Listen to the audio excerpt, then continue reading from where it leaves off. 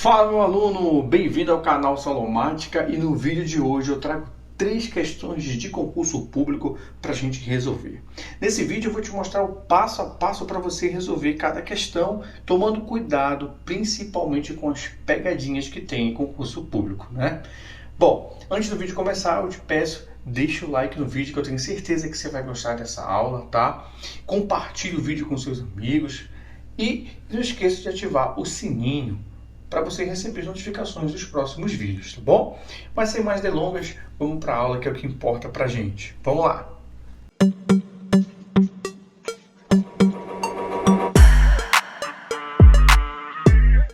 Bom, na primeira questão nós temos aqui o seguinte, ó, uma propriedade em formato retangular será cercada por uma cerca de arame.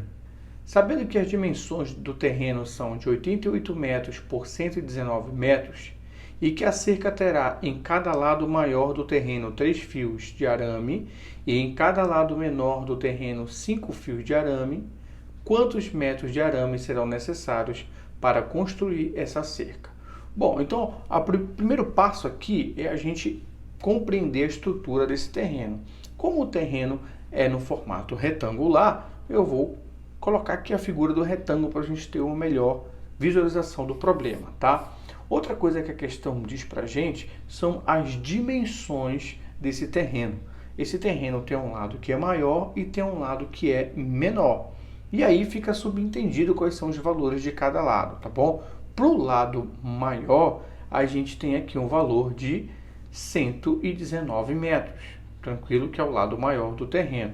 Já para o lado menor, a gente tem aqui um tamanho de 88 metros. Só que o que você tem que tomar muito cuidado nesse momento da questão, tá? Observa que cada lado vai ter uma quantidade de arame, certo? Específica para o seu tamanho. Então, no lado maior, eu vou ter 3 arames, tá? Então, eu vou ter 3 vezes esse tamanho aqui, tá bom? Porque ele vai colocar o primeiro arame, que vai ter 119 metros. Eu vou colocar o segundo arame, que também vai ter 119 metros.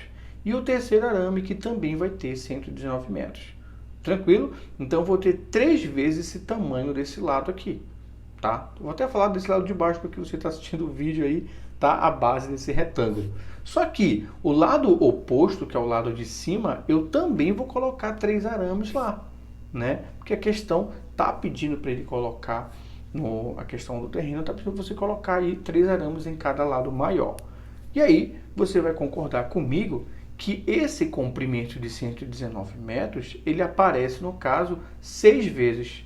3 vezes de um lado, 3 vezes do outro. Bom, olhando para o lado menor agora, tenho 5 arames de um lado e eu tenho 5 arames do outro. Só que cada arame do lado menor vai ter o tamanho do lado menor, que é 88 metros. Então, para o lado menor, eu tenho 10 vezes o tamanho de 88 metros.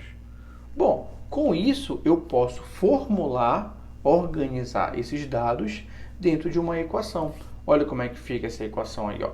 Então, o comprimento de arame, certo? Que é o que a questão quer saber, né? Quantos metros de arame serão necessários para construir essa cerca, vai ser dada por essa equação aqui, ó. 6 vezes 119, porque o 119 aparece 6 vezes, 3 de um lado, 3 do outro, mais 10 vezes 88, porque o 88 aparece 5 vezes de um lado, 5 vezes do outro. Tranquilo? Beleza. Aí eu tenho 2 operações dentro dessa equação. Eu tenho uma multiplicação e eu tenho uma soma. Quem eu devo fazer primeiro? A multiplicação tem prioridade. Resolvendo essas multiplicações, eu tenho cada valor aí, ó. 6 vezes 119 vai dar 714. 10 vezes 88 vai dar 880. E aí, resolvendo essa soma, eu tenho o resultado final, né? A quantidade, né, de arame que eu vou precisar para construir essa cerca. E a melhor alternativa é a letra D. Segunda questão.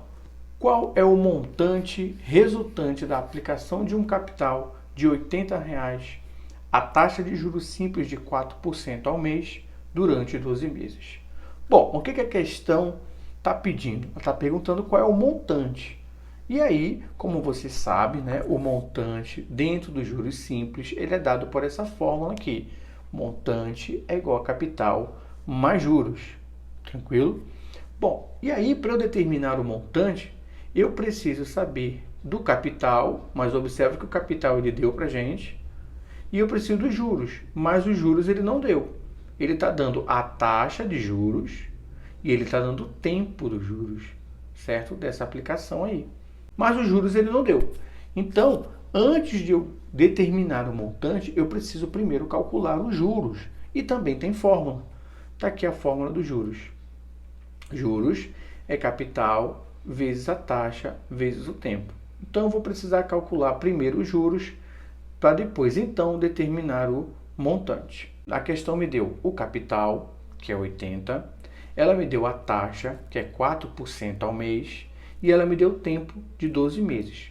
Com essas três informações, eu consigo calcular os juros, tá bom? Mas antes de você substituir essas informações dentro da fórmula dos juros, é importante você seguir dois passos. O primeiro passo é verificar se a taxa e o tempo estão nas mesmas unidades. Como assim, professor? O que significa a mesma unidade? Ó, a taxa, se a taxa estiver em dia, o tempo tem que estar em dia também. Se a taxa estiver em mês, o tempo também tem que estar em mês. Ou seja, eles têm que estar andando de mãos dadas, certo? Então, observa que o nosso exemplo aqui, a nossa taxa está em mês e o tempo também está em mês. Opa! Então, eles estão nas mesmas unidades. Se está tudo ok, beleza, eu posso ir para o segundo passo. Ah, professor, mas se não tivesse na mesma unidade, aí você teria que transformar. Segundo passo, qual é o segundo passo? Transformar a porcentagem em fração ou decimal. Então, pessoal, a porcentagem ela está aqui inclusa na taxa. Então, eu não posso substituir no lugar do i o 4%. Primeiro, eu tenho que fazer a transformação dele, tá? Então, eu te aconselho a transformar para fração, não para decimal, tá? Deixa para transformar para decimal lá nos juros compostos, tá? Aqui nos juros simples trabalha com fração, que aí dá para simplificar a fração. A gente vai ver aqui na prática. Vamos lá. Então, transformar essa taxa para fração, e você sabe que 4% é a mesma coisa que 4 sobre 100. Então, eu vou já transformar, olha aí que fica bonito, né? 4% é 4 por 100. Perfeito.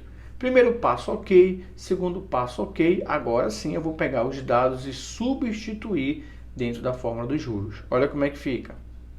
Olha só. Bom, no lugar do capital, que é o C, eu coloquei 80, que é o valor do capital, tá? No lugar do I, que é a taxa, eu coloquei a fração. Lembrando, eu tenho que transformar, tá? Eu não posso colocar o 4 direto. E no lugar do T do tempo, eu coloquei 12. Bom, agora eu vou simplificar. Olha, eu vou cortar esse zero de cima do 80 com o zero de baixo do 100, para dar logo uma amenizada nos cálculos, tá? E o que sobrou? Sobrou isso aqui, ó. Sobrou o 8, sobrou o 4 e sobrou o 12. E embaixo sobrou o 10. Vou multiplicar tudo em cima. Multiplicando tudo em cima, eu tenho esse resultado, ó.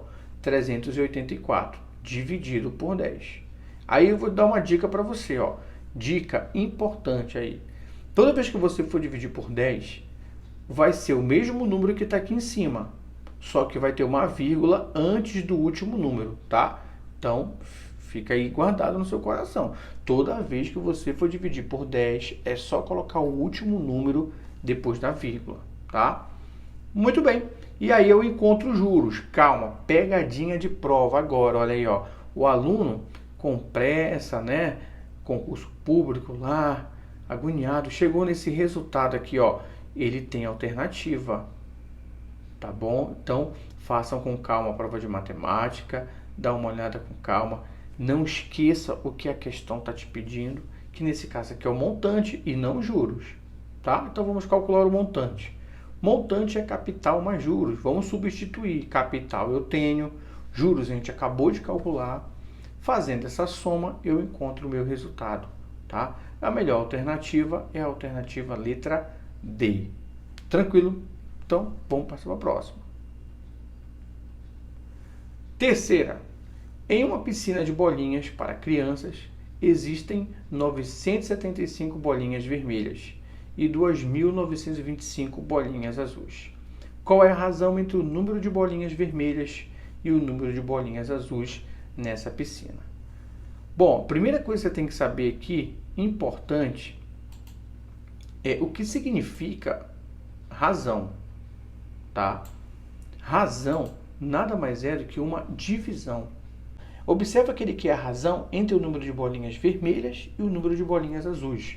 Então, eu vou chamar o número de bolinhas vermelhas de BV e o número de bolinhas azuis de BA.